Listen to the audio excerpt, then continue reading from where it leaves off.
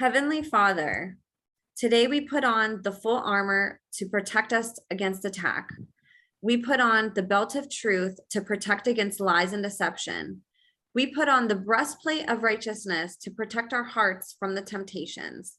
We put the gospel of peace on our feet to walk in your light, peace and freedom with the Holy Spirit. We rebuke anxious thoughts. We take up your shield of faith for protection to block and destroy all the darts and threats thrown at us by the enemy. We put on the helmet of salvation to cover our minds and thoughts, reminding us that we are children of a mighty King. We are forgiven, set free, saved by the blood of Jesus. We take up the sword of the Spirit, your living word, that has the power to demolish strongholds and is sharper than any double-edged sword. We come to you, Lord, in prayer daily. In Jesus' mighty name we pray. Amen. What's up, you guys? Welcome to another episode of The Imagination. I'm your host, Emma, and this week I'm honored to be joined once again with SRA victor and advocate, Lisa Meister. Not only is Lisa one of the most requested and beloved guests I've had on this show, but she's become a regular now, as this is her fourth time being my guest of honor. If you guys tuned in a few weeks ago, Lisa and I did a beautiful part one of an AMA, Ask Me Anything, where Lisa took your most commonly asked questions and broke down the answers. It got such good feedback that we had a part two already in the works because we knew that there'd be tons of questions pouring in, and we didn't even get to all of them that you guys had last time. You don't have to listen to part one to enjoy today's part two, but I'll have part one and Lisa's playlist for my channel linked in the show notes for you all to check out.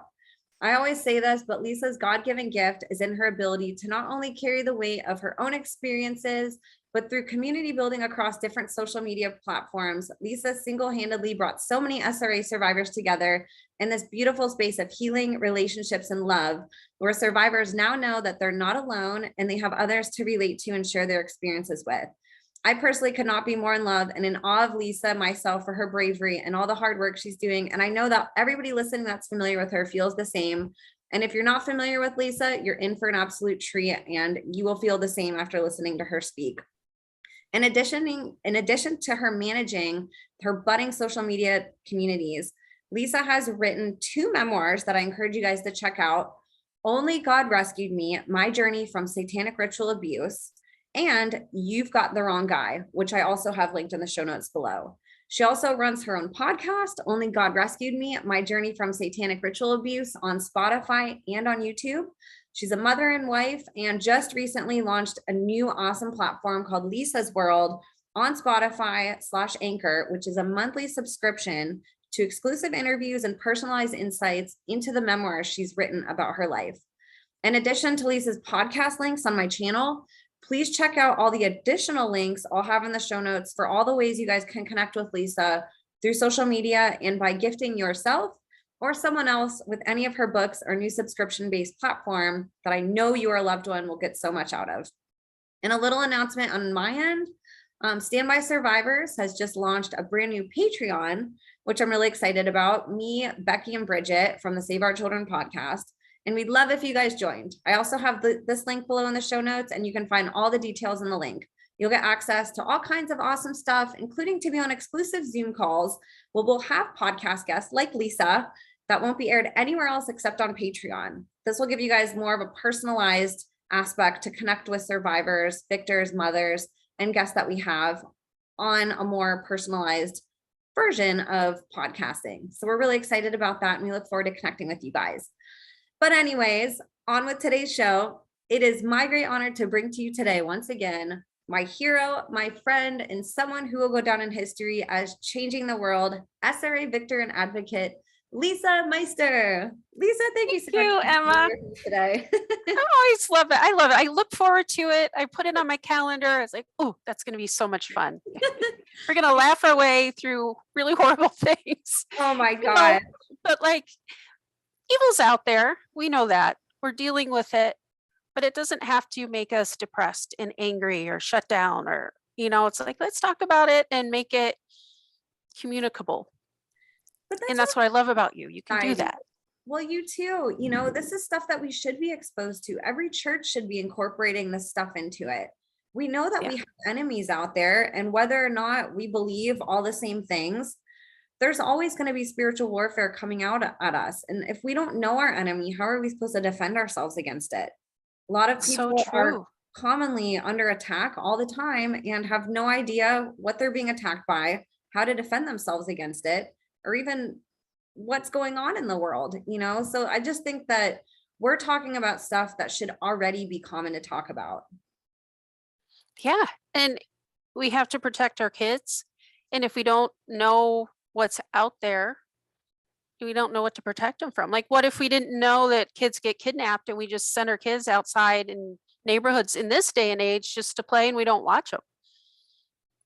And then you're going to go, whoa, nobody told me about that. Oh my It's like gosh. we have to communicate. We have to talk about this. And ultimately, we're doing it so we can go in and save the kids that are getting hurt today. So it's really important to talk about these things.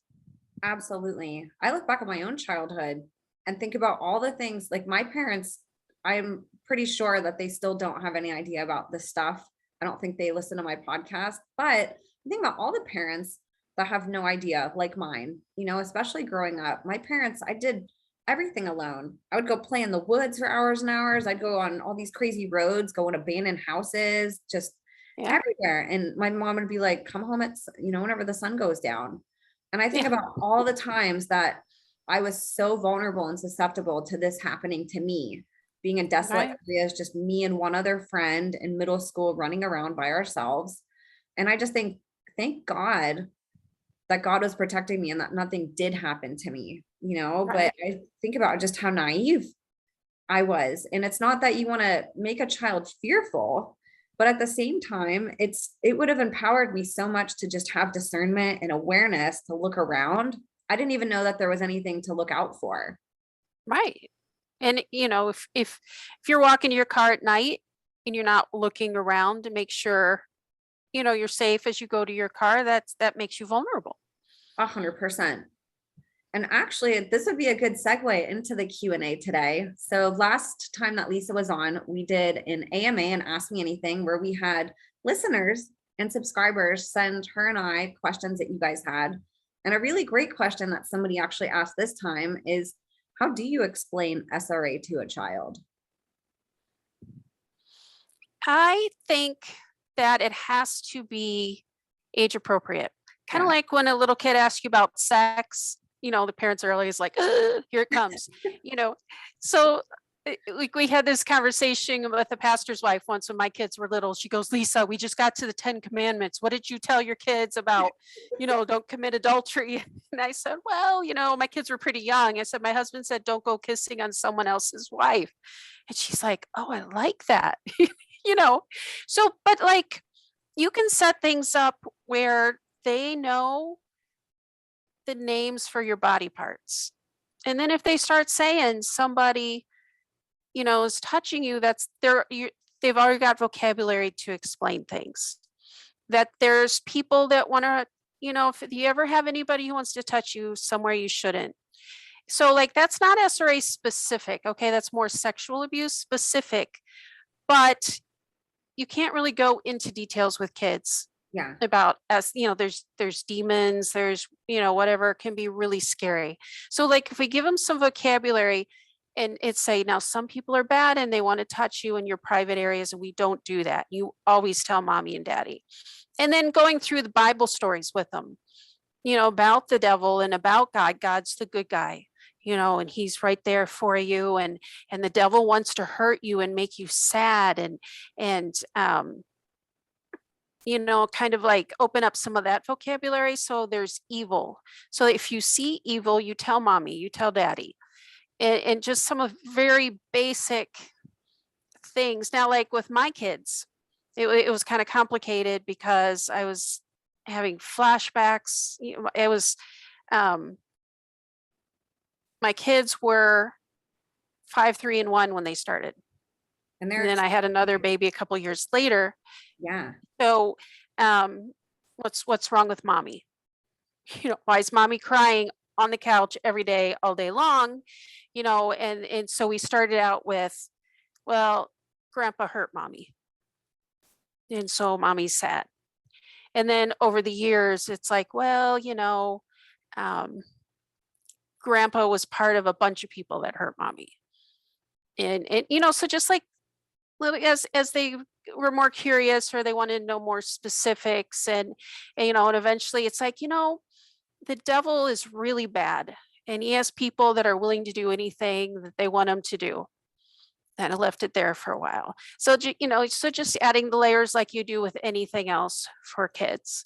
So if they have that vocabulary when they're really little, where they can tell you, whoa, somebody touched me, or, don't let anybody tie you, if you're going to play cops and robbers, don't do handcuffs, like kids play handcuffs and stuff. Don't do that. We don't want you to ever be tied or handcuffed, or, we don't play that.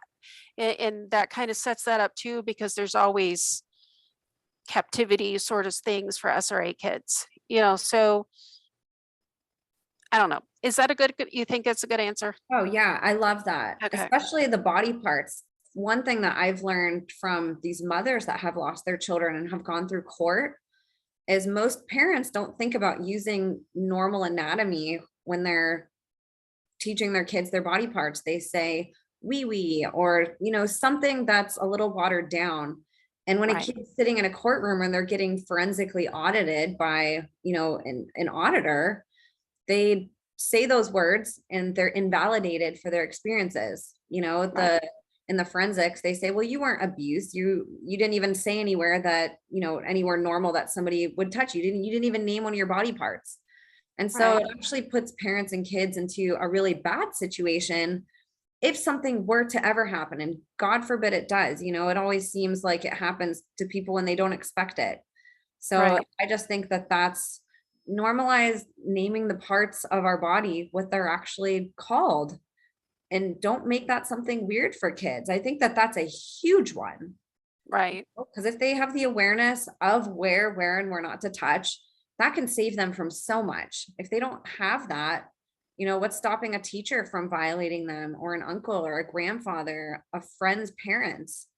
And the kids Right. just think, well, that's normal. Mom and dad tell me to hug everybody. Mom and dad just don't talk to strangers. I think that that's like where a lot of people stop with safety, is the stranger danger. When in reality, we know that for the majority of abuse victims, it's somebody that the child trusts. It's somebody that the child loves a lot of times that is committing these crimes. It's not a stranger. So I love that, how you said all of that, Lisa. That's beautiful. Well, one thing I like about my kids, like I've got grandchildren now, and because they know all that happened to me, they're being very intentional about how they're raising their kids, which I am thrilled with. So my oldest grandchildren are both 2.5. So they're into this phase now where you only hug somebody if they say it's okay. And that somebody has to ask you, is it okay if grandma hugs you? Is it okay if, your cousin hugs you? So my granddaughter, she's like, no, I don't want anybody to hug me. And we're like, that's fine. Then nobody should hug you. And they're learning that that's their choice. It's not my choice. It's their choice. And I am so happy that they can make that. If they want a hug, I'm here for a hug. If if they're not feeling it, that's perfectly fine. But then they're doing that with their friends. They're doing that, because strangers just think they have the right to go up and hug kids. It's like, no, my kids are learning that's not what we do. I'm like, well, that's really good. That's powerful. I can't Yeah. tell you how many parents, it's almost like parents get offended by kids not wanting to be friendly, instead of listening to their kid and saying, maybe there's a reason they're very standoffish with somebody. I even remember times when I was a kid, and of course, like I had an attitude sometimes. I don't think that for me, it might have just been me being, standoffish. But I remember times where my mom would be like, Emma, don't be rude. Like, go give that person a hug, And it's Yeah. like, but Right. I don't want to for whatever reason in this moment. And I think that that's Right. so empowering, because you're teaching a kid young, kids that aren't taught that young, they don't understand that they have consent over their body. So they end up, even if it's just a toxic relationship, it's easy for people to see that as a vulnerability in that person, that, hey, this person doesn't have boundaries. They're the perfect prey for me. Right. You know? And we teach kids that don't listen to your discernment.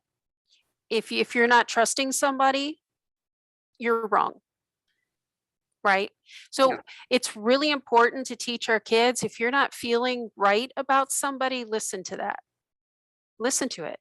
And I still, like, my kids are pretty good about that in general. So if like I'm seeing something weird about a person, I go, what do you think about this person? And they're like, I've just never been real comfortable. And I notice that there'll be several people feeling exactly the same way. It's like, okay, we're discerning. This is important. We need to pay attention to these things. But like, nobody listened to me when I was little about any of that. I was always told I was wrong, Lisa, you go and whatever the person is, whatever they want, that's what you do, because you're bad if you don't. So we can do that different in this generation. And I think that sets kids up too to say something does happen. Now they know mommy will listen to me if something does happen. I know I can go tell mommy and she's not going to disbelieve me or tell me that I'm making it up or say that I'm being rude. Mommy's going to listen to me if something does happen to me. I can trust mommy. And you have one chance at that one. You have one chance for your child to disclose something to you. And if you don't, they will lock it away and then they're completely vulnerable. I remember telling my mom, I told her, Daddy's hurting me. And I showed her where he's hurting me. She's like, he's just checking you for vaginal infections. And I always remembered that through my whole life. I remembered asking her that question or trying to explain it to her. I didn't have any information. Like my mind didn't know why I was saying that to her. Yeah. But I remember her saying that to me. And then like I have no memories for years. It's like it just shut everything down. Boom. Like, so a child will come to you once. And if you don't listen, you have lost it. You've lost that trust with them. So no matter, which is hard when you're busy, because it's usually when you're really busy that they come up with some life shattering something or other to tell you, like, whoa, okay, explain that to me again. Yeah. I'm listening to you. I love that. And another question somebody had that I think I'll throw in here because it's along the lines, how do you identify SRA children? Can you, whether it's a child identifying it, whether it's an adult? I don't know if there are ways, but I thought that was a really interesting question because I just feel like the more we can keep eyes out on our neighborhoods or at schools, if there are things to look for, I don't even think most people know what those things are. Right. So I was thinking through that because it is a really good question. So one thing, the kids aren't going to be able to tell you because dissociation blanks it. So they're dealing with it when it's happening. Mentally, they're not dealing with it when it's not happening. So if someone had come up to me and said, I think you're being satanic ritually abused by your parents, I would have, not me, right? So like it's going to be real tricky. But you look at the kids' drawings. They will, even if they're not mentally dealing with it, I don't know what it is about drawing, but you can draw things that you can't understand. It's like, you draw these kids are going to draw dark stuff. They're going to be drawing blood and knives. They're going to be drawing dead babies. Or me, I was always drawing a star in a circle. I just always drew stars in circles. And whenever, I doodled them all over my stuff at school. I doodled them, talking on the phone or whatever. And it wasn't until after the repression broke down, I was having the flashbacks. I'm like, I'm drawing pentagrams. All these years, I thought they were circles with stars. Wow. I mean, I nobody ever said, why are you drawing pentagrams all over everything? Second grade, there's pentagrams on my pictures of stuff. So like kids will work through with that sort of stuff. Their writings, well, what are their stories like? They can become very dark. It could be rescue stories, that they're always writing stories about someone needing to be rescued. That's a theme. Just watch what the writings are. Dissociation in a child, not daydreaming, but they're just blank, not there. Like daydreaming kids, they'll go, oh, and then they're excited, they're happy because they were just having fun. They were, wherever. A dissociated child will be blank, not happy. And then they'll just be kind of disoriented if you try to bring them back. Okay. So it's going to be a little different. Um, Dissociated parts, DID. If a child, like I was talking to mom the other day, and her daughter was being an alien, and she's like, I didn't understand that that was the dissociated part. And so she's like, it wasn't like she was just playing. It was like there was something wrong. There was something off. Or I had another survivor tell me when she was young, she was a dog. She would just be this dog and she would blank out. And then, they were like, why are you pretending like you're a dog? And, so those dissociated parts will take over, and it will be the child's way to try to be somebody else so that they can be safe while this stuff is going on. But they will, you know, go into those parts sometimes during the day if they feel scared, if they feel triggered. So that's something to look for. Extremely claustrophobic, because kids tend to be buried, underground and stuff in rituals. So if they are confined in any way, they're just going to really freak out. Fear of blood, they just can't deal with blood at all, or they panic, just extreme fear. Way too tired. Like, it just doesn't make sense. Like, I would go to bed at 9:30 at night. I'd wake up at 6:30 in the morning, and I would sleep on the bus to the school. I was just always, I couldn't wake up. I couldn't be okay. Just always lethargic. So that's something to really look out for. Absence of memories. What'd you have for dinner last night? I don't know. It's like it's their mind's just not remembering things. And when kids dissociate a lot, they just learn just to forget stuff, not to deal with stuff. Like a lot of survivors, like, I don't remember life until I was 13. There's just nothing there. It's just a blank. And that'll be going along with tracking with kids as they're younger. Families that are involved in Freemasons, Illuminati, Knights Templar, Eastern Star, secret societies, like the Lions Club, um, Knights of Columbus. And then the families are highly connected. Like, they just know the connections to make to get done what they need to do. They might have positions in government or in the community and stuff like that. So if you see a family that seems to always get what they need to happen when they need it to happen, can go along with what you're seeing in the child. That's something to pay attention to. Yeah, and then if the parents are just really well off. And I mean, so each one of these things, or even several of them, you could put together, isn't going to mean that that child is definitely, but you start looking for the patterns and you start putting it together. So then the next question is, if you highly suspect it going on, what do you do? Because you can't go to law enforcement, Right. So And like you said, the child doesn't even know. So it's not like you can go to the right. child either and be like, hey, do you need help or what? They'll be like what you said. They'll be like, no, not me. Yeah. And I remember in ninth grade, I was in JV basketball, and I just was having a meltdown one day. And so she drugged me into the locker room, and she's like, what's going on? And I was going to tell her. It's like, I'm going to tell her. I'm going to tell it. And then there was nothing there. Oh, It's like, I don't know what it is. But it was like this big moment that was building up inside of me. And I mean, it was just the strangest feeling in the world. It was like, I'm going to, I felt so good I'm finally going to say it. So, I've talked to people about this before. If a child is being abused, there's not a lot we can do if they're an SRA. If we got a lot of money, we could get some kind of investigator. I don't know. It would take a lot of stuff pulling together, and so I'm not sure, but I know that we can come alongside that child and be available and try to bring them some joy somewhere, bring Jesus to them. That's what changed my life. Somebody brought Jesus to me, and I was able to cling on to him with everything that I had, which got me through all the suicidal ideations. And, like, I used to, late at night, I'd be babysitting, and when the dad would be bringing me home at night, I would want open the door and throw myself out on the highway.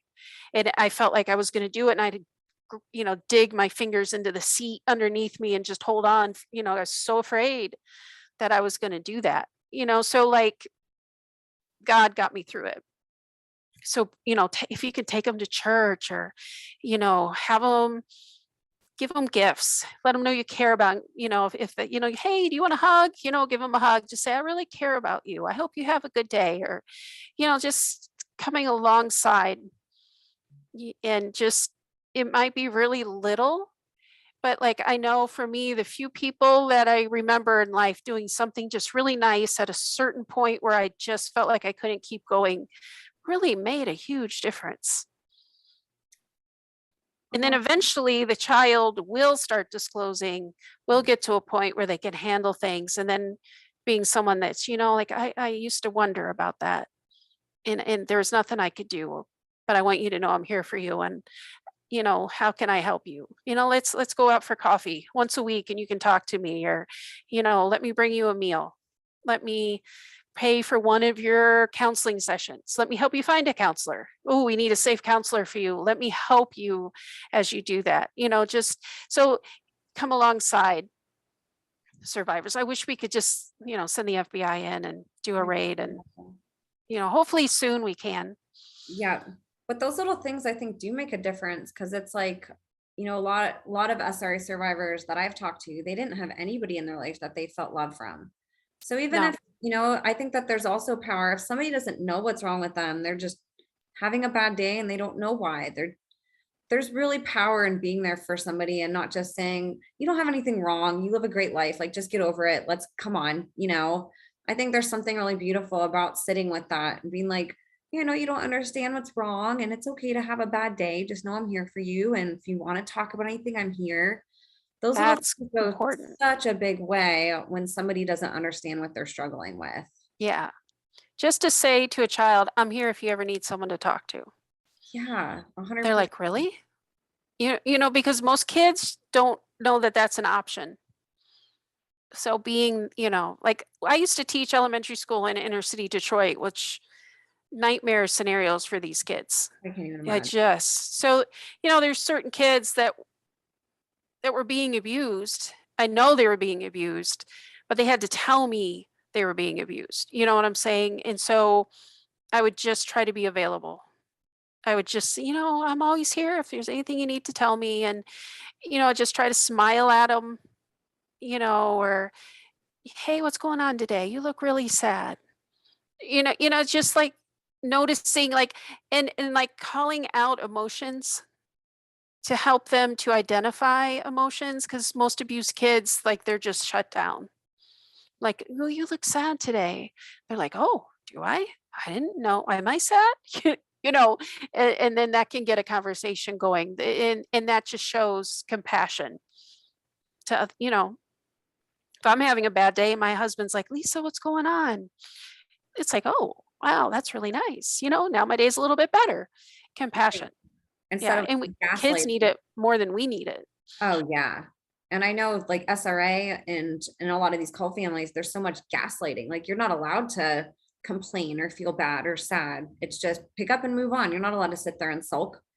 And what a sad thing to deny a child of that. And so I think that's wonderful that you were able to provide that. Even if you couldn't save them from their situation, you're giving them language that they might not have ever had and helping them understand what's going on inside of them where they might be denied from that at home. Now, Right. would you say, I just had a question come up as you were talking. I know, and this is actually really incredible for people that don't know, Lisa was a very high performing student athlete. Like everything that you did, you excelled tremendously in. And I think that's incredible, despite the fact that you were exhausted every single day and going through this behind the scenes. Would you say that that's a common characteristic of children also that are going through this, especially I know having like affluent families and stuff. I don't know if that's consistent across the board, but would you say most children are very high performing, are well dressed, or can that be varied? That varies. Yeah, You know, um, I think a lot of survivors are like me, yeah, where it's all about how the family looks, and you will You will look good. You will make us look good because that's your only job in this world, is to make us look good. So yeah, I know a lot of people say there's no way this could be true because there's no way you could have kept going. But when you are so busy that you have no time to think, you have no time to feel, that's really cathartic in a numbing way. And that's how I survived for so many years, was I just kept busy. I did not stop. So you name it, I was involved in it in school and in college. When I finally started dating my husband, he's like, when when do you have time to go out? I'm like, Oh, uh, there was no spot anywhere. I mean, I had like Bible studies that I had started in different schools, and I was like always got every all this effort. stuff going. And he's like, you have to drop out of stuff because we will never date if you don't. So, but that's, I was in this hamster wheel, Yeah. and survivors tend to do that. They're like, I'm out. I can't think. I will be busy. Some survivors though were like, they got very angry and they just became extremely defiant. And so it's very opposite of what I did. I was very compliant. So Like acting out in school and like, yeah, yeah, showing, like you said, the opposite. Some kids could go to school and be expressing things that they can at home, and they might not even right, understand why. right. And they will run off and get married and try to get away as quickly as they can. So and I think a lot of it has to do with personality as well. It's there's just a lot of families are going to have different dynamics, even if they're ritual families. And so it's how, what's the pressure points in that family, and how does that child going to react to those pressure points? How domineering is the dad? Like, I've said it before, where like my first JV basketball game, I was proud. I thought I did a good job, you know, and so I got showered and I went into the stands, and my dad was there, and we're watching the varsity play. And he had a list of 20 things I did wrong, and very loudly in front of everybody in the stands was going over the list with me, Oh, Lisa. because it's like, however you do, it will never be good enough. And And that's, a huge cult message. You are nobody, and well, you are, so we can controlling get too. rid of you easily in a second. Yeah. Yeah. And isn't it a child, even adolescent? It's our inherent nature to make our parents proud. Even if we might hate our parents, even if they're people that we want nothing to do with, and especially if we love them. We want to make them proud, even if we're not consciously thinking of that whenever we go to school and we're performing. I think there's also that underlying message with what you're saying. Like, they're always trying to advance you. They never want you to be good enough. And so a child wants to be good enough. They'll do anything to be good enough to fit in with their family and to be loved. And so to have that carrot in front, I can't think of a more abusive thing to hold in front of a child than, if you do all this, you'll make me proud. But here's the joke, you'll never get there. The carrot's always Right. going to be in front of Yeah. you. Like, I was valedictorian. He said I was a big fish in a small pond. I Oh, was all conference softball in shortstop of all things. And he's like, well, you wouldn't even made the team if you're in a real school. So it really didn't matter yeah. what it was. It was always belittled. It wasn't ever good enough. He gave me one compliment in my entire life, and it was, I have good taste in purses. What? What a thing to say. Like, that's what it's going to be. Thank Like, and I don't even know why he said that. You have good taste in purses. And that's But, sad but that's the thing that stood out that you remember still to this day. well, because he didn't 'Cause give compliments. right, I mean, exactly. it was never a compliment. Everything was always a put down. And my husband's a professor, and he would needle him as well. Oh, professors, they get paid all this money and they only work 6 hours a week. No way. Oh my And he God. would read the Wall Street Journal. My husband's an economist. And my dad felt that if he read the Wall Street Journal, that then he was smarter than anybody else in the world. And he would just regurgitate what he read, in the Wall Street Journal. Here's my husband with a PhD, you know, and he's like, well, that's not true because of X, Y, and Z. And, my dad would just go after him. It's just so dumb. Just so Wow. dumb. It's like, Like, like they don't know how to not be abusive. It's so ingrained right. Yeah. everything Yeah. has to be abusive, which is Yeah. such a sad way to live too. I think about how unfulfilling that must be, to be so programmed that you can't acknowledge when your daughter does something amazing, that your mind automatically is trained to look for those 20 things that somebody does wrong. What a miserable existence. Well, he was always miserable, never, ever happy, How could you never be happy. happy when that's your perspective on the world? And how amazing that you didn't take that on, that you were so resilient and resistant to all of this. One of your podcast guests, Jennifer, she had said, and I connected with it so much. She had a question of like,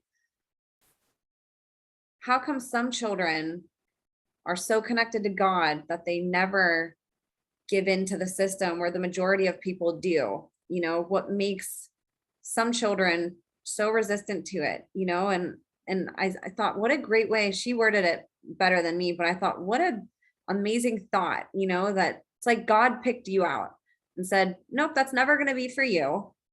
And it's so sad that some people turn their back. He's always available for everybody. And some children like you see him and just wrap your arms around him. And other children go, no, I'm gonna carry on this pattern that my parents want me to until the day I die. And I'm gonna pass it on to my kids. Well, I think that's something that people don't all understand Yeah. is that each child will come to a point where they have to decide, am I going to go along with, will I make the people happy by going along with the cult? And there is a ton of pressure to do that. Ugh. Or is it, I reject this and I just can't line up with it? And for me, it was, I cannot line up with this. And so people are like, oh, well, they were generationally abused too, and they just didn't have a choice, yada, yada, yada. I don't believe that. I think each child gets to the point. I don't know how we get to that point or what it is that makes it that earth shattering moment for us. But we each come to that. I just can't line up with this. I cannot do this. So, I think, like I was talking to one of your listeners this week, and she was saying that she, I just lost what she was going to say. I'm not going to tell you. Sorry, Vivian. I was going to say it was something you said had really impacted me, and I can't think of what it was now. You'll think of it whenever you forget. That happens to me all the time. I know. I'll call you at 2 a.m. and remind you. Maybe if it pops in while we're talking, just feel free to say it. We were talking about God always. Oh, yeah. Thank you. Yeah. So for her, she said she just saw so much evil that she finally realized there had to be God. I'm like, oh, wow. It's powerful. That was really, really powerful.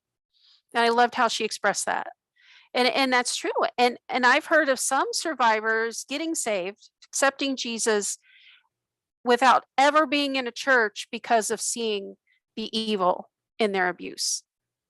And, it's like, wow.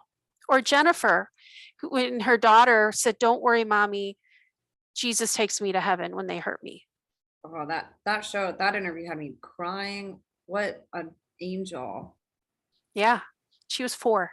Child. She was comforting her mom. Don't worry, but God does, he comes in there and I don't know how he does it because they're blaspheming him and that's exactly what it is they're doing. But even there, he comes in and he, brings them to heaven. He holds their hand, like he helps us to dissociate so we can escape. Even though it's kind of mentally crazy, we get out, some way or another, so we don't have to be, because it's just so too much. And that shows how big God is. People are getting saved because they're seeing how evil the devil is and how evil people can get. Whoa, there has to be God. Like, that's really cool. That's on, I relate to that even though, because I've had faith in God and but understanding all of this has brought me so much closer, especially listening to your podcast and listening to you and these divine, beautiful experiences that each of you have had connecting with him in different ways. I get to know God through you because I haven't experienced things like that. So I know from my limited experience that I have faith in something, but I don't really understand it. I can read the Bible and I understand him through literature, but I don't have that personal experience of him communicating with me or me having a divine experience with him right here that like I know for sure that that's him. I know him through you. And so Right. hearing all these experiences, it's helped me become closer to God, and especially understanding the demonic side and how demonic it is and how prevalent Satan is, because I had no comprehension of that either. So to me, it's helped polarize both and realize that there's things that are so evil, but there's also such beautiful light over on this side, and then understanding how personalized he is with healing. And then it helps me look back on my life and think, gosh, he was there. Yeah, I didn't know that that was him, but seeing how he's guided you and that you and the survivors that you've brought on, and some of them that I've had on that are SRA survivors, how he's shown up and presented himself. And so you've been able to connect with him. I now know that my past experiences, that wasn't just random how I healed from stuff or how I got from one place to another. I now see how he orchestrated that. I just didn't have that comprehension until I heard these stories. And so I really love that that is how it's bringing God more kind of on the forefront for people to have a relationship with, hearing how all of you have had your own relationships with him. And then again, understanding that darkness. We know that polarities exist on the earth. So it really does help polarize that and say, there has to be something that is so beautiful and so divine if there's something that is so dark and scary and evil. Right. And a lot of people won't go into those conversations. I don't want to hear about the devil. I don't want to talk about it. Don't you tell me what happened to you. But then you're also losing out on what is going on in this world is this epic battle between God and the devil. And it's, that's what's going on. And the evil exists because, we get this choice. We get to see it. Evil is everywhere in the world, but it is the most powerful in a ritual. And so if once you see, that's the extreme, but then you see that evil and it goes out. So like abortion. Abortion is a ritual where they kill babies all the time. That's sacrificing, taking the babies through the fire to Tophet or to Baal, and they used to actually burn them in fires, and they still do that in some of the rituals today, or they use knives or however they do that. But then, nowadays we've got the moms doing it. And that's a ritualistic idea that's getting brought into society. And then society's being told this is normal. This is what we do. Or taking the DNA from babies and putting them into vaccines, like aborted babies and stuff. That's ritualistic. That's cannibalism. But we're putting it into, but this will cure this disease, or this will cure this, so it's okay. And it's normalizing ritualistic ideas, and that is dangerous. And it's like we need Jesus. We have to go after God, or now this euthanasia with our older people. Like, come on, people, we don't kill each other. That's still murder. There's no mercy killing, it's murder. And so hopefully, and that's my message, is I've seen it in rituals. I see what they're doing, and they're worshiping of the devil, and the demons are, their frenzies and all the stuff they're doing. Even promiscuity in the sexual world, God set it up in marriage and marriage only. In rituals, there's sex going on. There's orgies constantly. They're sexually abusing the child. They're having sex with each other. I mean, it's nasty stuff. And it's become, oh, well, of course you have sex with a lot of different people. That's normal. It's like, no, it's not the way God set it up. So, all these ritualistic ideas are, their tendrils are just growing into society all over the place. And it's like, if we can't talk about it, we don't understand what it is that's happening. We don't get what we're seeing, or the evil in the music industry now.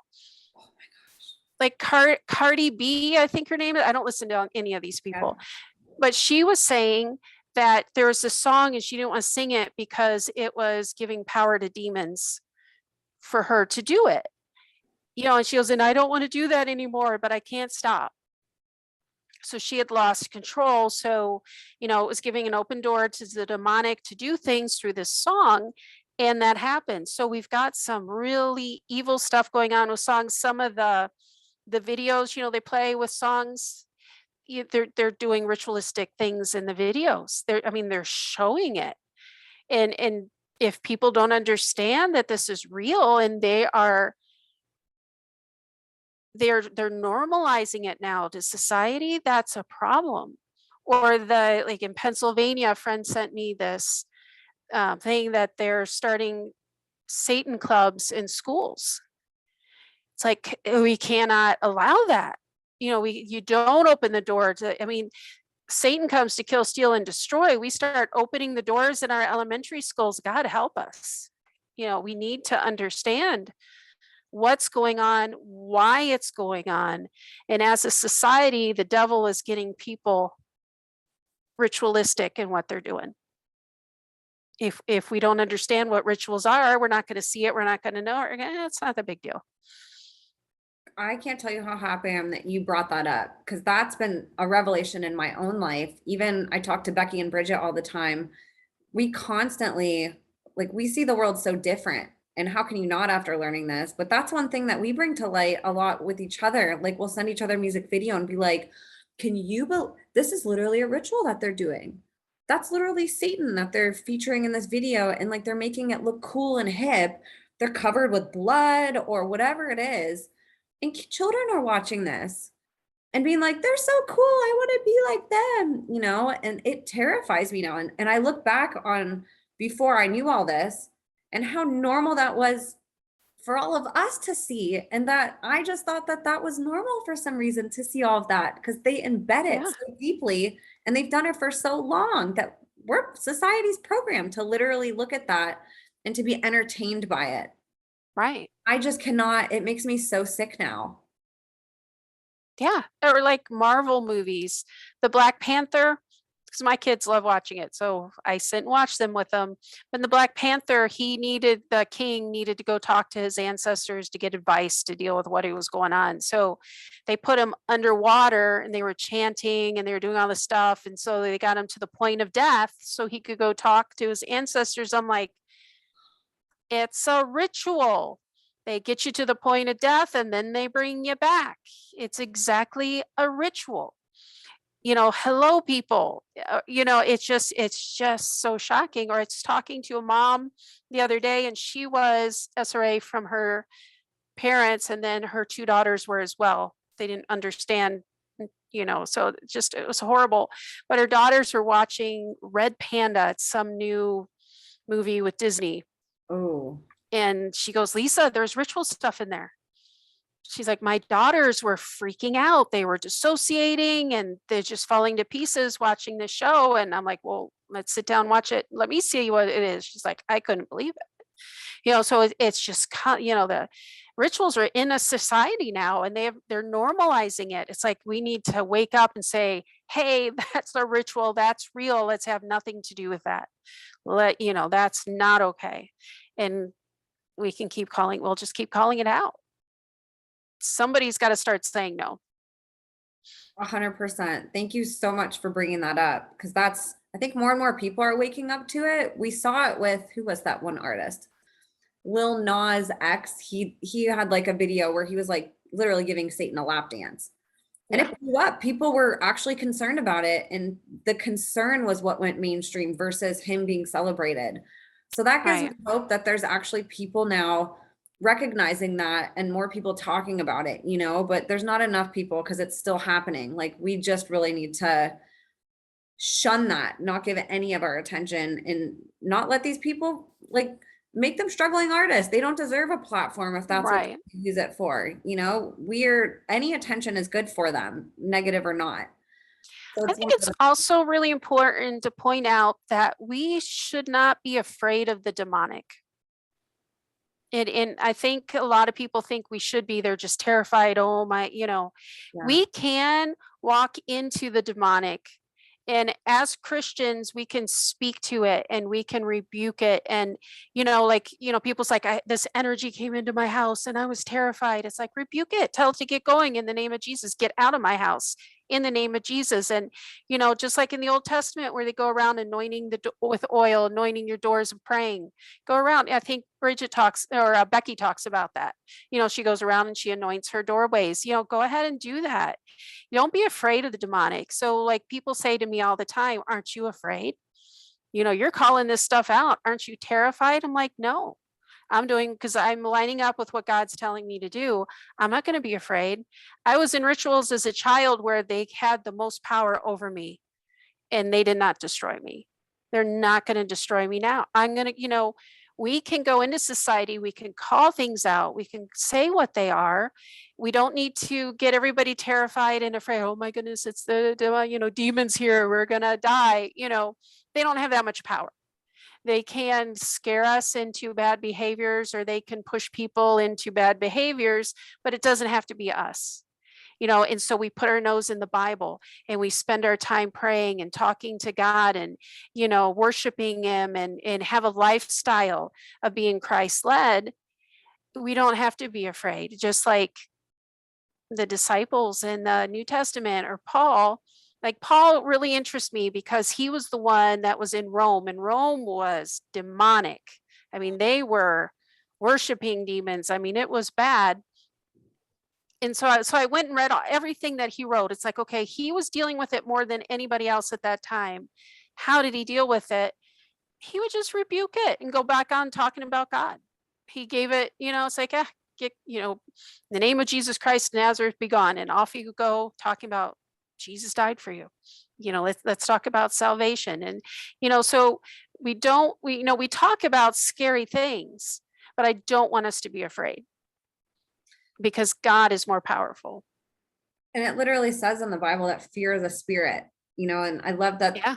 there's people that talk about that now. Jaco Boyens, he talks about that a lot. And I think that's such a powerful thought. When fear does consume us, that's when we let demons in. We're vulnerable to it when we're in a low frequency and when we're not shining in the light and in the joy and happiness and fearlessness that God wants for us. God's fearless. And to me, I'm the same. When people ask me that, like, aren't you so scared? No, I'm not going to let anybody have power over me except God. And he does not want me to be fearful. He doesn't want me to be in a low frequency. He's putting me on a journey and wants me to feel protected and wants me to feel loved and wants me to feel empowered. He doesn't want me shrinking low into a low frequency. He doesn't want that for any of us. Right. He died so we could have these beautiful lives. He died for us, and so it's like, I want to honor that. What an honor that he did that for all of us. I'm not going to shrink back into this, really low frequency existence just because people might not like what I'm talking about or what you're talking about. That's what they want. That's exactly why they do what they do and attack us, because they want us to go into those low frequencies. That's when the demons and the demonic have the most access to us, whenever we're in a fearful state, whenever we're in that negative emotion, and whenever our frequencies are low. Well, fear is the opposite of faith. So faith is, I have full trust in God and that he's got this. Fear is, I'm lining up with what the devil's saying and I'm in agreement with him that that's what's going to happen to me. So even seeing it that clearly, it's like, oh, I'm going to line up with what God says, because that makes me happy. That makes me feel strong because I have his strength. I can handle whatever comes. And trust me, I've been in fear a lot. I mean, I'm an SRA survivor. That's something we have to battle quite a bit. But like, I'm not going to line up with what the devil's saying right now. I'm, our pastor this past week said, we do not go towards victory, we come from victory. So like that's our base. We walk in victory because God's already defeated the enemy. We're just walking it out. Like, oh, I like that. That's just like, it's empowering. God's already given us the victory because Jesus already died for us. So that's where the victory was, right there. So, and that's where all the rituals are mocking that death and resurrection, because that was the victory. That's why it's that important. That's why SRA does the way it does it, by mocking Jesus all the time. It's the ultimate blasphemy of God and the whole deal. But even there, God's getting in and he's getting kids out and getting them saved, even if they've never been to church or don't know about them. They're getting these dreams, they're getting these visions. God's taking them up to heaven. It's like, wow, that's incredible. So powerful. And he does it for all of us. Even if we're not in SRA, that's what he does. God is here to give us life more abundantly. Wherever we are in life, God can take us to a better place. He can bring peace inside of us. He can, like I was talking to a friend the other day, it was like the spring greens are outside and the sky was blue. I mean, it was just a beautiful day. And it's like, look at it. Like, Rosie, it's just gorgeous. And that reflects the creativity of God and the majesty of God, and all these things. But the devil can get us so depressed that it means nothing to us. Right. And so like he steals even colors from us. When you're depressed, you're not really even seeing color anymore. Everything's dark and everything's dingy and but then God gives us back life where we can get back to that point of peace, or being able to sleep at night without nightmares, or being able to look at the sky and go, oh, wow, that is gorgeous today. It's nice to be able to do that. And even in the midst of the evil, and even in the midst of the devil being relentless and trying to go into society and do all the evil stuff he's doing, we can still find God and we can still find peace. Or that little girl, well, Jesus takes me to heaven. When they're hurting me, you can bet that while she's up in heaven, she's experiencing some really good things too. So, even there, God's reaching down and he's doing a lot. And it just, and if he's doing it in rituals, he's doing it for everybody, everywhere. That's such a lovely thought. I love how you broke all that down. And hopefully for people on the other end too, it's impossible. We're humans, we have emotions. We're not always going to be perfect, but no matter what does come at us, I love that we have free will. We have that choice.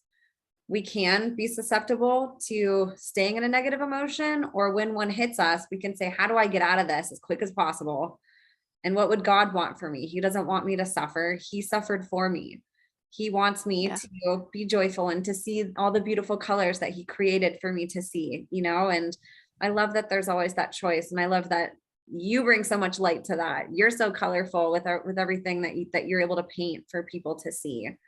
And that brings me to, there's a question that I have that I think goes really well with this. Somebody had wrote, are victims still targeted after they leave or escape? And I know we were just talking a little bit about, the demonic targeting us, but how about families or people from your past? Or what do you go through after you leave an SRA situation, a cult family?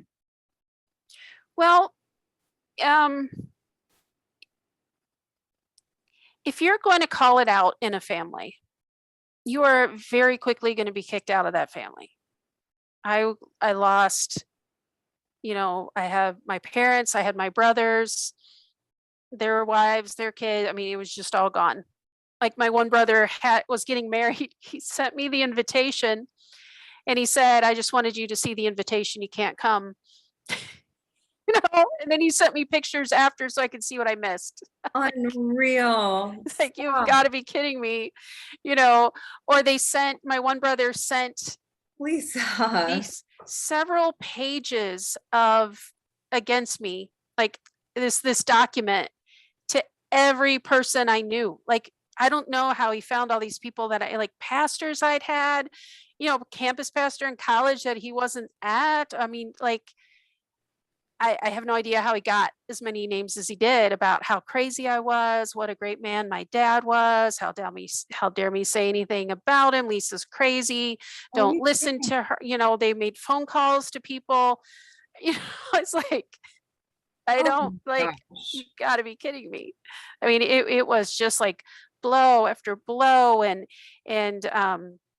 when my husband and I first went to talk to my parents, and it was sexual abuse the first time, because it was 9 months later until I had the SRA.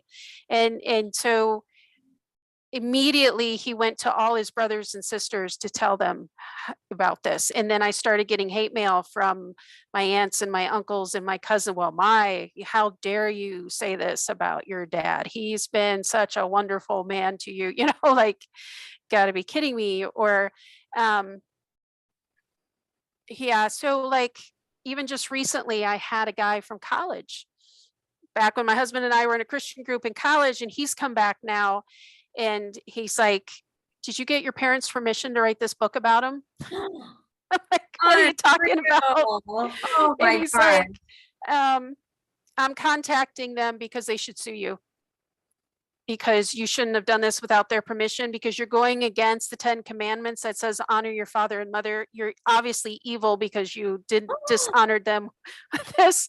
And he kept reaching out to me, and like my husband and my team that deals with like he was going back and forth with them. And it's like, why? Oh my Like, this is gosh. just so stupid. So like, yeah, you just, in that way, like, has the cult themselves come after me? No, I haven't had to deal with that, which has been really nice. Some people do. Now there's some people that are called targeted individuals, and Yeah. they get like phone calls with weird sounds. They're like, somebody's always trailing me when I'm out. I see the same car going after me. So some people really do. I don't understand why some do and some don't. I think the people in the group I was in are probably all pretty old at this point. Like my dad's in his upper 70s now. Yeah. So like, I don't know the difference in why some are and some aren't. So it can be very dangerous for some people. Some people feel like their life is always on the line. And I've heard of some people have a drug overdose, die, and they're like, they weren't on drugs. They were never on drugs. And it's just, the police come in, go up, it's a drug overdose, and end of no investigation, and things get covered up. So it's real. It can be very dangerous what we do. For any survivor to stand up and say, hey, this happened to me, immediately puts their life at risk, because of all the there's programming to kill yourself. So that was my thing. Like when I wrote my book, I was suicidal, and I was told how to kill myself if I ever told.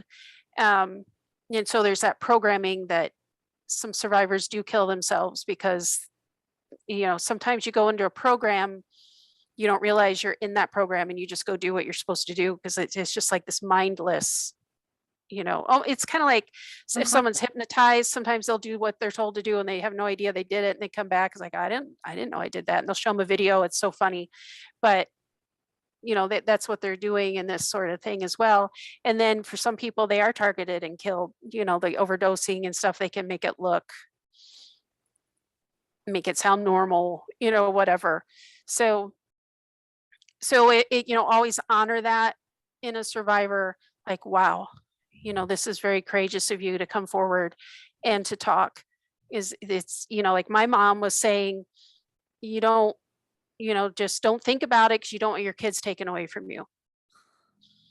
Like, I was My God. terrified, someone's going to show up, CPS is going to show up at my door and take my kids away from me, and there was not going to be anything and it never happened, thank God.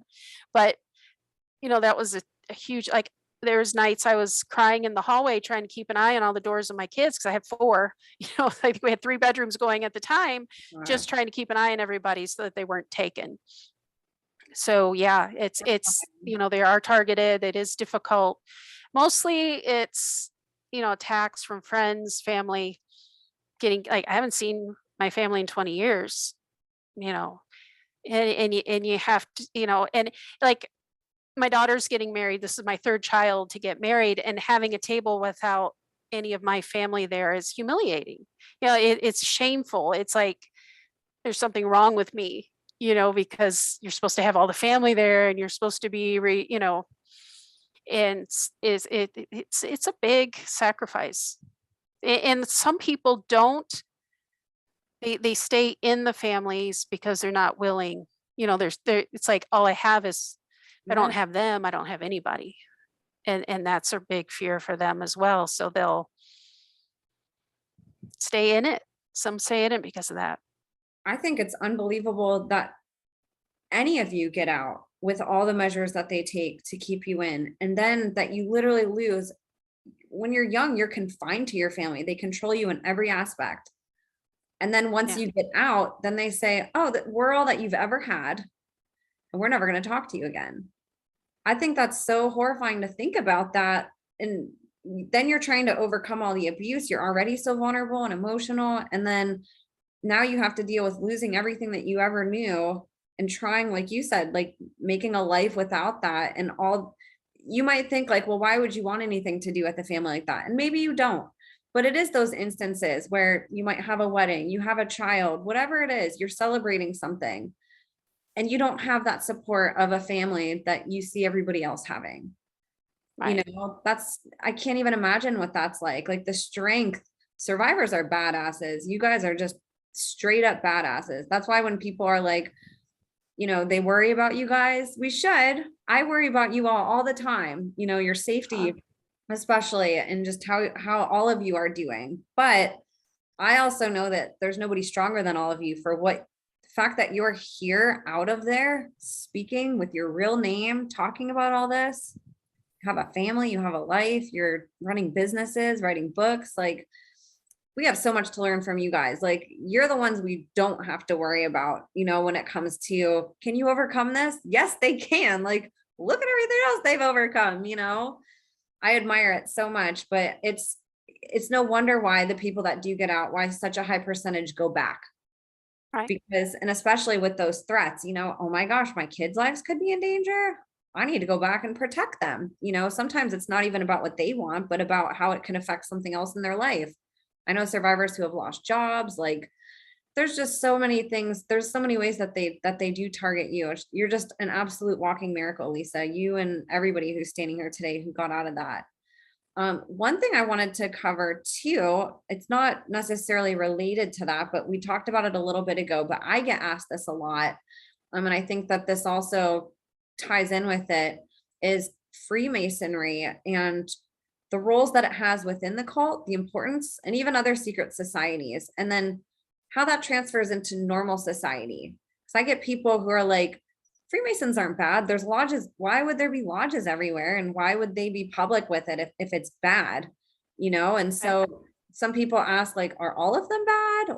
Why is this something we need to care about? What does that have to do with occultism and the relationship? And then, like, what does that have to do with society? So I know that that's kind of a lot, but if there's some way that you can talk about some of that, I'd love to hear your take on it, because I know that you had that within your family, and just to help people better understand, like, why we do need to care about it, and you know call that out and make that a normal part of conversation, and not just drive by senselessly and mindlessly past all these lodges and people who are in all these lions clubs and all these different things, and just think of it that they've really normalized that too. And I think that that's something we need to talk about more. Right. And it's a really good question. So the Freemasons are kind of like the base for educating in occultic practices. So from my understanding, you have to get through the Freemasonry levels before you can go on to Illuminati or the Knights Templar. So like they're moving up the ladder in how evil that they're getting and how, okay. Levels, it's going to be Christian based. It's going to sound good. So you have to move through these levels in the Freemasons, and it's going to sound right and it's going to sound good for I don't know how many levels. And so you don't realize what's going on. And then all of a sudden, they're going to start adding in some things that aren't quite true. And then eventually, they're going to be getting into downright demonic stuff. So if you see like the all seeing eye, now we've all seen it. We've seen it's on our money, we've got it on government buildings. It's everywhere, actually. That is the Eye of Osiris, which is a false god that I think it was the Egyptians were following. Like, if this Freemasons are a Christian group, why do we have the Eye of Osiris on everything? Because it's not a Christian group. They are mimicking Christian principles so that they can get people in going, oh, there's nothing wrong with this. And then they'll start getting a little things that make you maybe a little uncomfortable, but you're opening the door to the demonic. And then there's all these, well, you do this, you get to this level, and we're going to open these doors for you. And then they can get into politics. My dad got a loan for starting his pharmacy that he shouldn't have gotten, because we were in this really tiny town, and they already had 2 pharmacies, which there wasn't enough to support 2. And then all of a sudden he had this loan to start a 3rd one. Made no sense. But he was going through his levels. He was doing what he needed to do. And then when you get to the 32nd level of the Freemasons, that's when you have to start child sacrifice. And that's when you are making oaths with the devil at that point. And so when people get out of the Freemasons, they tend to be at the 32nd level when they get out, which is very interesting. It's when you start listening to the stories, it's the 32nd level that's when they're like, yeah, I can't line up with this. But then there's all these, they're not allowed to talk about anything. It's very hush hush. Secret societies, why are they hush hush? What are you doing? People aren't hush hush unless they're doing something they should not be doing. So you get into Lions, you get into Knights of Columbus. They're out there in the society and they're doing all these really good stuff. They're doing food drives and, they're raising money for charities. And isn't this wonderful? But again, it's a secret society and they can make it look good. But on the inside, when you get into the inner workings of these groups, it's occultic. And the reason they do this is because the devil has power over governments. When Jesus was being tempted in the wilderness, the devil came and he said, you bow down to me and I will give you the kingdoms of this world. Because he had that power. The devil's called the prince of this world. He has power down here. So he offered it to Jesus. Jesus didn't say, you don't have any authority there. That wasn't the answer. He just said, no, I'm not going to do that.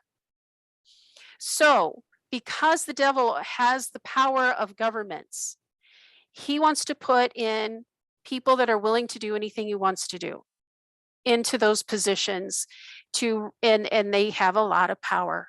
So where you have down the community levels, you've got school boards, you've got, trustees, you've got mayors, and then all the way up to state governments or even up to federal governments. And we're not just saying America, I'm saying around the world, they run everything because they can get demonic power through SRA by sacrificing their kids, whether they're a living sacrifice or they're giving other babies and the babies are dying, however they're doing it, they are getting satanic power. They're getting the connections with each other and they can work things out for you. I can get you into power. I can get you into politics. I'll open the doors for you. And they get them involved in these things, but they have to be in the Freemasons and moving up through these levels to prove that they're willing to do whatever the devil wants them to do. And as they do that, they get all these things. And then they think they're on top of the world because they've got their businesses, they're running the country, they're doing whatever evil stuff that they're doing, and they feel like it's benefiting them. And that's an important point for why they use their children. The children suffer for the benefit of the parents. Children are suffering for the benefit of the government. And that's a ritualistic idea always. So they're willing to do that to get what they want. And the devil will give them that for a while. But the thing is that the devil comes to kill, steal, and destroy, and he does it to the people that are following him as well. So like Hitler, he was taking over the world. He had that spirit of Antichrist going, right? And everybody knows he was part of the occult. He was doing all this child sacrifice. He was killing. I mean, he was a killing machine. And then at the end, he was like terrified there's monsters under his bed, and he was having soldiers come and checking under his bed before he'd go at night. Or he was Yasser Arafat, who was changing his bunkers every night because he was convinced somebody was going to kill him. They just get really paranoid. And so eventually, the demonic that makes them feel powerful and it's giving them what they want eventually breaks them down. My dad had a stroke several years ago, and from what I understand, he's got like a child mental capacity now. Oh, So like it worked for him for a while. But eventually these people are going to be destroyed, and then eventually they're going to stand before God, and then what are they going to say? Oops, had it wrong, it's so like it all goes down to Freemasons. That's the basic building block for getting into it and to educate in this system, and then they can move from there into other areas. And again, it's like, okay, you're just being paranoid. I'm not. It's just the way it really is. And this is going to start coming out more and more. We're going to start seeing it. People like the singers, they're starting to talk about it. I opened the door to the demonic, and I don't want to do that anymore, but I can't stop. This is what I'm doing. This is what I have to do. The demonic eventually starts controlling the people. So, you have the tiger by the tail. Eventually that tiger is going to turn around. It's going to get you. well, the thing for me too is the differentiations between, for most people in society, they look at one set of laws and know that they have to abide by that. Like society has oaths essentially that we are following. We have speed limits and we have things that like we abide by because it's the law. But what people need to understand too is that there's separate sets of laws, there's separate oaths that Freemasons and these secret societies abide to that are higher than that. And I think that that's the part that gets lost in translation sometimes with people is that oath, a Freemason's oath comes before everything else. So if somebody's a police officer, if they're a judge, if they're a politician, their oath to their brotherhood stands above the law that regular society follows. And their allegiance is to protecting that brotherhood and that oath above all else, at the expense of any law that exists that's in place for society to follow, right? And so you see, like you said, you see people climb up in society real fast. You see people randomly get a ton of money, these different things. They serve 6 months in jail or get completely off for something that Joe Schmo down the street is serving a life sentence for and getting a death sentence, right? And then you think, how does that happen? And there's such a foundation of that. You scratch my back, I scratch yours, no matter the cost. And that's what we're going to live for. And that's what we're going to die for at the same time. Like that allegiance too is really scary to think about, that there's people sitting in these high positions in society that put an oath that is secret, that we don't even know what's in it, above everything else. And that no matter the cost, no matter the sacrifice of how it impacts anybody else, that they will do whatever it takes to protect each other. Well, and there's, they know that they're going to be horrendously violently killed if they break those oaths. So they're in this double bind. They can't, if they wanted to get out, they probably will not be able to get out with their life intact. So, I think there's probably some people that have found themselves really deep into this stuff that don't want to be. They don't have the luxury to get out. My thing is get out until if you die, you die. Do the right thing. Get right with God. And you can't be right with God if you're staying in the group. It's like, okay, you lose your life on earth, but you'll have your life in heaven. Just say no to the devil. Whatever the price is, say no to the devil every single time, because he will always exact a greater price from you than you are ever willing to pay. That's such a good way to put that. And how true that is too, and for me, I just think, I look at everything in society and I look at the world and I just think, gosh, we're on such a low level as a society with how how much we know about what actually exists out there. We're on this like work, eat, sleep, repeat pattern. And we're so oblivious to it's like all these different dimensions, but we think about dimensions as being things that like are on different, maybe universal planes or different timelines than us. But I look at it and I say, we're experiencing that right now here on Earth. There's a level of vision that society has for certain things. And then there's other people who have a different level plus the layer underneath regular society. And it just goes up and up. And there's such a vast difference in where the majority of society is to where, that the top of the pyramid, the people that see all the different layers and see everything, just the differences are so astounding. And it's actually really scary that there's all these invisible forces and invisible oaths and invisible societies that are coexisting with us, and they're blending in so well that the majority of people have no idea that they're even there, and it's They're like, the pillars of our society. yes. And how even you were saying, like, I think that's so scary too, to think that all these kids are going to school who are suffering horrific abuse. They have no idea that it's happening to them. Therefore, nobody else will ever have any idea, and so they go through childhood, and people are living in our own neighborhoods. And that was actually another question somebody had. Now I think about it. Somebody had asked, how are there ways to know if these families and cults exist in our neighborhoods? What should we look for, if so? Do you have any, I know that some of it might be the child. You might have mentioned a couple things earlier, but are there ways to know if you're in a space that could be occultic or have these families or a prevalence of, Masonic activity or occultic activity?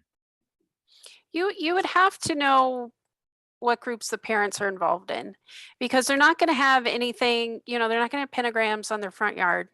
They're not going to have the Eye of Osiris over their door. It's completely underground. So, don't let your kids spend the night at somebody's house. I know that's a really big thing, but like, you really don't know what you're sending your kid into. And they can't play when they're sleeping anyway. Right. Just you keep your eye on your kids, keep them in your yard, let them play with other kids. But like my thing, other kids came to our house to play and they didn't spend the night. They, almost ever just send them home. You can come back tomorrow. My house had an open door policy. Whoever my kids' friends were could come in and out anytime they wanted. And like my dad, people didn't like him. He was not a nice guy. Listen to that. If there's something that just seems off about a family, listen to your gut, because I really believe that God gives us discernment, but that we haven't listened to it. Like I just had this thing recently with somebody, and it's like, I thought I was just paranoid. It's like, I'm just being paranoid. And then finally this thing went down the way it went down. And I'm like, I wasn't paranoid. That's what was really going on. And so I was talking to God about it. He's like, Lisa, that's discernment. You need to listen to discernment inside. I'm like, it's like, so stupid. Or we had a really close family friend be real inappropriate, with my daughter. And it was just like, Lord, is like everybody evil? Is there anybody that's just not evil anymore? Right. And God's like, Lisa, it's okay. And anybody listening today, what I'm saying is really scary. Because then it's like, whoa, I can't trust anybody. Society is horrible, and it can be depressing. But if we can listen to God, we can get close to God, and then, enjoy the colors, enjoy nature, enjoy the things that you can, and the things that we can't touch or we can't change. That evil that's just there, just don't let it overwhelm you. So like you go into this, you learn a little bit, pull back and go do something fun. Like a friend of mine told me, like, when you go and speak, Patrick goes with me, my husband, every time, just because he's keeping an eye and stuff. He's Sure. like this ninja kind of guy, so he can Love like him. I don't even know him and I love him. yeah. Yeah, you got to meet him soon. You live closer to me now, so I hopefully we'll be able know. to figure that out soon. But like he goes with me, and a friend said, "So you're going, you're ministering, you're talking about hard things, then go off and do something fun with Patrick." Like, oh, so like we take those little spots of joy in our life as we can. So we deal with the demonic head on. It's like, yep, we're going to take it on, but then we're going to go off just alone with God and just alone with enjoying something, and we're going to have some fun. I can go spend time with my grandchildren and we can blow bubbles. It doesn't cost much, and Yeah. they just laugh hysterically. They think it's the most wonderful thing in the whole world, and just slow down in the moments and enjoy, because God created this world. He created it to be perfect. He created it in Eden, and then evil slithered in, and we're where we are now. But he still created it. And in that creation, there's beauty and there's the magnificence of God. Go outside at night and look at the expanse of the stars and go, whoa, God, you're so big. This is just amazing. And just allow those points in your life. And then when it comes to society and who's in charge and who's doing what, you know, let God handle it. God's got it under control. He's fighting the devil. I mean, they've been doing this for forever. We're in this part right now where God's exposing. And that's what you're hearing today. It's God's exposing this. We're telling you what's going on. We're putting it out there because society needs to know. But even in the midst of that, God's got this. He's got the plan. He's got the victory. The devil's going down. The devil's got his heyday, but that's all it is, and it's going to stop. My dad had his heyday, and Amen. it's at an end, and that's evil. Evil's horrible, but evil exists only for a finite amount of time, and then it's done. And that brings me the courage I need to keep going. That's what keeps me from just hiding in my closet all the time, because some days, like, I'm not leaving. I'm in my corner, and, I'm just like, but it's like, no, God's got this. God's going to, we're going to be okay. We're going to get through this. We're going to get to the other side, because God brings healing. He brings restoration. He brings the joy of the Lord, and he brings the ability to sleep at night and not have nightmares. That's God working in our life. No matter how much evil's there, God still reaches down and he grabs us and he's like, it's going to be okay. We've got this. I love that. And I think too, don't you feel that once you get in touch with discernment, like really get in touch with it, that you also, it's going back to polarities, then you really get in touch with what feels really good for your soul. Where I think normally we mix that. We partake and we're around people, places, and things that don't feel good just because we're there and we should tolerate it. And we don't put a boundary up and say, if I do less of that, if I spend less time with that person, if I spend less time at this place that doesn't feel good, then that means that I can go find something that does feel good and spend more time doing that, more time with that person. I think part of where humans struggle infinitely is not being in touch with that discernment and not listening, just like how a child might be forced to not listen to their own discernment and might be forced to hug an adult, right? We do that as an adult too, where we do things and we partake in things and we talk with people and spend our time indulging in things that we know don't make us feel good.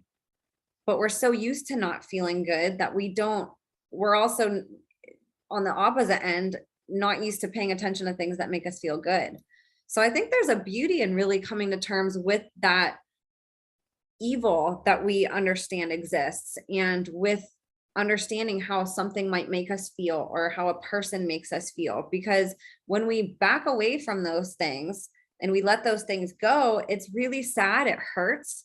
It's painful, even if it's just somebody having to give up maybe Hollywood things because they realize that it's evil. But oh my gosh, what am I going to do on the weekends with my friends if I can't watch Netflix and go to movies and listen to their music in the car?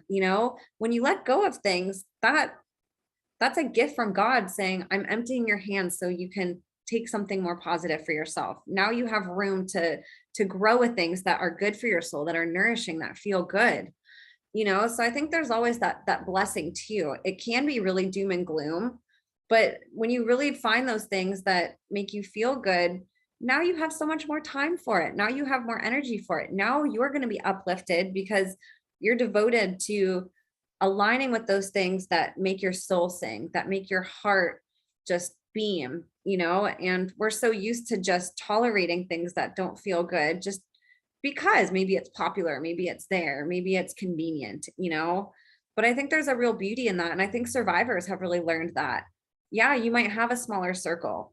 Yeah, you might not have some of the resources that other people do. Your lives might be a lot different than other people around you, but I see survivors thriving with understanding what brings them joy because they've been put in a corner and forced into finding what those things are because they realize the depth of darkness that could potentially infiltrate their lives or that has.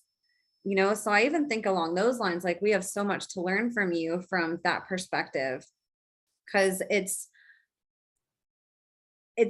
very beautiful. There's a beauty in being able to discern not just the bad, but really understanding and coming into touch with those beautiful things in life and in this world. Yeah, I think you see them more. Yeah. You appreciate it more that way. Like, like something simple, I love puzzles. Get a beautiful scene and just put the pieces together and, because for me, that makes me focus on colors, and lines and curves that I normally just don't. I'm not like an artistic person, which is funny because I'm an elementary school teacher and I'm like horrible at art. But like the puzzle slows me down enough where I can just focus in like, wow, that's so pretty. Look, I never would have seen this, because you're looking at the whole picture. Now you're focused down on the very small of it. And it's like, oh, that's just nice. Or my husband and I like to go to cabins, in the mountains somewhere in the woods somewhere and, just slow down a little bit. And, we make pancakes and, just play it up well. And it's just kind of fun. And, just all those slowing down moments where you just, you don't have to be running in that hamster wheel that, we usually have to be on in as adults. Just take those moments to slow down. Take those moments to go to God and say, hey, what do you want me to do? What do you need me to know? Or my favorite thing is, hey, God, what's up with you today? And then just these epic conversations start. It's like, whoa, he just blew my mind. It's just really, you know, if we don't take the time to do that, we miss out on a lot of things. If I don't take the time to blow bubbles with my grandchildren, it's like that's a memory I'll never have because I didn't take the time to do that. So beautiful. And I like And I we all have those things in life. We yeah, all have those. yes. We have so much to learn from survivors as a society. I think that all the lessons that you've learned, like no matter what you've been through, all those things they apply to everybody, slowing down, smelling the roses, appreciating colors, that those are things that most people don't even go through their lives and don't even think to do that one time, where it's like you're conditioning yourself to look for that in every moment. And I think that's so beautiful. Now, to play off of that and to go off of almost the direct opposite direction of being targeted, does going public offer extra protection for survivors? Somebody had asked that, and I thought that was a really good question too, because a lot of people struggle with wanting to tell their story. And I know there's not a perfect answer for everybody, but I'd love for you to speak on your experience, because maybe it could give people courage or insight as to if they want to take that step or feel it's the right time, sort of what that could do for them potentially. Right. I think that's an answer that you have to really pray through. Yeah. Because I think only God has that information. So, like for me, I just really felt compelled by God to write my memoir, and I felt that I was supposed to put my name on it. Now, it does open me up. Number one, people know who I am telling my story. I know there's a lot of survivors that they use pen names and then they make it a fiction story where they could have the basics in there, but they can change it up enough where It's like what nobody Samantha can Baldwin 100%. did. Right. Yeah. Yeah. So, there's a lot of ways to do it. And I was terrified. We've got all this programming, never tell. So, I knew that, and I was, I had been suicidal writing the book. We were fighting through that too. And, like my kids to this day hate the book because of they were still all living at home, and it was just it's hard to write. It's hard to write a book like that. So there is safety, and you get it out. And then, if you have this demise, people are going to go, whoa, wait a minute. Where if someone had, given me an overdose before I wrote the book, nobody would have thought twice, even though I don't take drugs, but like now that my book's out, there'll be some increase of wait just a second here. Let's, and I think Maddie was talking about that with one of the guys that was writing about the satanic realm, and he was killed in an IRS raid. Remember, he was talking about that guy, he's like, why was he killed? For tax, whatever it was, it's like, and it makes you look closer at more what he was saying and what he was doing. The nice thing too about getting it out there is that once it's out there, nobody can take it away. And the ability to have a voice when you've never had a voice, it is worth everything you have to push through to get your story out. Now, I'm not telling you have to use your name. I used my personal name because I wanted to tell the devil that I wasn't afraid of him.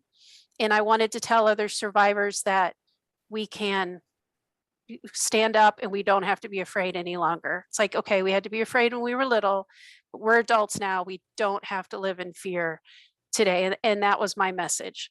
So, I'm not saying that anybody else needs to do it that way. You go to God. If you feel like he's calling you to write your story. And then, if you need to use a pen name, however you need to do it. But you have the right to say what happened to you. You have the responsibility to do what you feel that you need to do. And that you should walk into that no matter what the price is. And your mind is going to go in a zillion different directions of what the fallout for this can be. But I am a firm believer of God will meet you in the fallout. And he will walk you through it. And he has for me. I put mine out in 2017 and I'm still here, So what they did was so heinous that it needs to be called out, and you have the right to tell what they did to you. And God cares what they did to you. I think one thing is, as a survivor, you're like, nobody cared. Nobody cared then. Nobody cares now. Nobody wants to hear about it. Nobody wants to talk about it. So it still does. So then it doesn't matter what they did to me. And I think by getting our story out, we're saying, I matter. What they did was wrong. Every little bit of what they did was wrong. And I'm going to tell you about it. And whether you listen to it or not, it is still out there. My parents were wrong. They made wrong decisions, and I have the right to call that out. So that's my feeling about it. God bless you. What a great answer. I know that is kind of a gray area. You don't want to tell everybody, yeah, go ahead and come out. But I also think it's powerful to people to hear what is on the other side, potentially, if the timing is right, that it's not just all something to be scared of, but that you have more people that have eyes on you. There's also a lot of, and like you said, you're calling people out, you're saying what needs said. You're not letting that story control you anymore. You're not letting these people control you anymore. You're making a really big statement by speaking out too. I absolutely love that. And somebody else had asked, how common is SRA? What would be your answer for that for people who are wondering too? I would say that there are survivors in every church. There's survivors in every community. There are groups in every community, because these groups are people that want power and they want position and they want authority. So where do you get that? You get it in government. You get it in anywhere that there is a governing body, and they will go there and they will take it over. Does that mean absolutely everybody in politics is in SRA? No, but I can guarantee you the majority are. So like Jennifer was on my podcast recently. We did a Mother's Day with her, and her two daughters were taken away from her. She was not cult in her life, but she married into a cult family. And so she tried to stand up, they took away. So there was cult active people in the child protective services, in the family court system, in the sheriff's department, the psychologists, the forensic doctors, they were all cult. And they get you to go to their people because they've already got a system in play that will stop it. So you start listening to the stories of all the moms and dads in all the different places where the exact same thing happened to them. Samantha Baldwin, even in England, and just talked about it to a guy whose daughter was taken to Poland away from him because his wife was active in the cult. It's like it is happening everywhere. So it is common. I cannot give you numbers because if you go to a police department and you make a statement about SRA, they will not write it up. They will not make, they will not get any official record on it. So it's a huge, huge problem. You can't let your guard down anywhere. So I think the assumption is going to have to be that these probably aren't on the level people. Like think how many politicians that are, not true to their wives, and it used to be like, whoa, this guy is having an affair and then he'd be out of office. Now we're like, of course they're doing that. Everybody does that. Right. Yes. Same sort of thing. It's going to start coming out now more and more. We're starting to see it in Hollywood. We're starting to see it in the music industry. It's starting to come out more. Don't let it shock you. We're going to start seeing it. And pretty soon it's going to be, well, yeah, everybody is. Thank you for answering that. I get asked that too, and I think it's so much different from somebody who actually came from it, because you've seen firsthand, where that's my belief too, is it's in the town that you're in. It's in everywhere in your state. It's in your local offices, your courtrooms, it's in your police department, and it's really hard for people to believe that, but it makes perfect sense when you actually break it down and see that's how they protect this to continue. That's how this is able to continue, is because these people they're evil, but they're not dumb. There's a reason why yeah, died for so long. right. And I was in a small community. There was 24 in my graduating class, and we had the biggest class that went through in years.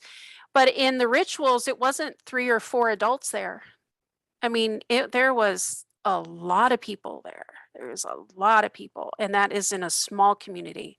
So then go to a bigger community, right? There's going to be more. Go to big city. I live in Indianapolis. You can bet there's a lot. We had a friend, he's like, whoa, once he found out my story, he's like, back in the 70s, I was a few miles out of town, and right in the center of this intersection was a bonfire with people with robes going around it. He's like, it terrified me. He's like, I backed up and got out of there. But until he heard my story, he didn't know what it was. He just knew it was really bad, or in the town where I was, some of the people were like, we used to see bonfires out in the middle of the woods, and clearings and stuff, but nobody knew what it was. These huge bonfires that they would have. And so, you start talking to some people that, they're not quite sure what it is that they're seeing or they're understanding, or, cars going out in the middle of the night, or a bunch of cars in one area in the middle of the night, or, like, what's going on? Or finding out that there's, tunnels under Disney, or there's, military bases with these tunnels, and these kids are talking about we're in these tunnels, and people were like, oh, come on, you're just crazy. And now they're like, oh, well, there are tunnels. Catholic churches have tunnels. There's just, time is backing up what we're saying. How frequent are rituals, and how many people typically are at one? There's, a lot of, if you get like a satanic calendar, you get Wiccan calendars, there's all sorts of different ones, but they are chock full of holidays. I mean, they're constant, and some call for girls, some call for boys. So it depends on what their holiday is and who they're bringing in for what. I would say in this, like, we were out, like, we were outside sometimes, but most of the time we were inside because I was way north. So our winters were horrible and long. So sometimes we'd be inside, and in that room would be absolutely filled with people, kind of standing room only sort of stuff. And outside, I would guess easily 100 people, Oh my, easily 100 people. So, I mean, and that's in a small town. and that's a small town, terrifying. And it's interesting because John Benet Ramsey, remember that little girl who was killed? Yeah. Her family had a vacation home near my town. and she was killed under very strange circumstances, the tourniquet around her throat. And, I'm like, they took her to the point of death and they were going to bring her back. It's like, that's a little creepy. That's, that poor girl. But that's what happens to a lot of kids. Oh my God. That's what they do. Unbelievable. Yeah. And that should shock people right there, that just on your town and your experiences, 100 people easily. That is horrifying to think about how many people as a ratio that would be in comparison to how many people are in that small town. That's a big chunk of a small town to be in one place at the same time. Yeah, we didn't even have a traffic light. It was all stop signs. It So was imagine very how small. you participate in really big cities or in very congested areas, that Right. sends shudders down my spine to think about that. That's horrifying. Right. Now, what Yep. can people do to help? That was another question that I got. And I think that that's a really great way maybe to wrap up a little bit, is empowering people who are listening, like, oh my gosh, what do I do? I know this is happening. I'm aware of what it is. What do I do? I can't go to the authorities. Like, what can people do to help this? Talk about it, share it, on social media, let people know I'm listening to Emma's podcast. Don't be afraid to stand up and say, I believe this. Now people are going to go, oh, that's a conspiracy theory. They're going to come against you. Don't let that bother you. Stand in the knowledge that you have and be courageous. If survivors come out with books, buy the book. That'll help them financially. Survivors tend to not have much money, and they're, a lot of them can't work, and there's all these physical issues and stuff going on. So, buy their book. Like I have people text me, hey, I know it's a rough time. How are you doing? Like Good Friday was coming, a horrible day for survivors. Just want to let you know I care about you. Just check in with them periodically, or if you know a survivor, take them out for coffee. You don't have to talk about SRA. Just let them know you're there and you care about them. I believe you. Say I believe you to somebody, it's like, oh, you're my friend for life. I Oh, really appreciate that. So it doesn't have to be like some huge neon sign in the sky above your house. Just be compassionate to everybody around you. If someone looks like they're having a rough day, like your cashier, just say, hey, what's going on? You look like you're having a rough time. Sometimes they start crying. Just start paying attention to the people around you. But I really think that, listening to the podcasts and, talking to, people about it, like and not everyone will. right. Like, your family won't talk to you about it. That's really sad. But, there's people that will. Or, someone that was listening to you, reached out to you. I never heard about this before. I just want you to know, I'm just flabbergasted. I'm really sorry. Reach out to people and just tell them, I just want you to know I care. I listened, and, you know, this is what I was thinking. The people that reach out to you and tell you what they're thinking about what they're hearing, that's really helpful in what you're doing. And it's encouraging. And so for people listening, how can people support you? I have the subscription, $5.99 a month. You get Lisa's World. So if you go to Anchor or Spotify, you can make an account and go through there. So that's very helpful. I've got the 2 books out. So if people want to buy my books, talk about it, that's wonderful. And those You've got the wrong guy, as me talking about God did not want this for me. God does not want bad things. He doesn't want the evil that's happening in the world, because a lot of people are saying, well, he wanted you to go through this because look what you're doing now. It's like, no, you really don't understand. The devil is the one doing all the bad things on the earth. God's the one coming in to help us and to heal us. And that's what You've Got the Wrong Guy is about. I have a podcast. Listen to the podcast, subscribe, tell friends. That's all very helpful. My thing is, the more people that know about it, the more that survivors aren't going to hit these walls with nobody. Like, it breaks my heart. I'm contacted all the time by survivors. You're the first person I've ever talked to. about SRA, Oh my God. and it just breaks my heart. I just talked to a lady in Australia. She's 50 some years old, and this is the first time she's been able to talk to a survivor. So, you know, um, pastors that aren't going to talk about SRA. It's like, let's say, look, there is something called SRA, and hey, pastor, would you be willing to start looking into it, because there's survivors out there that need churches, and we get that conversation going.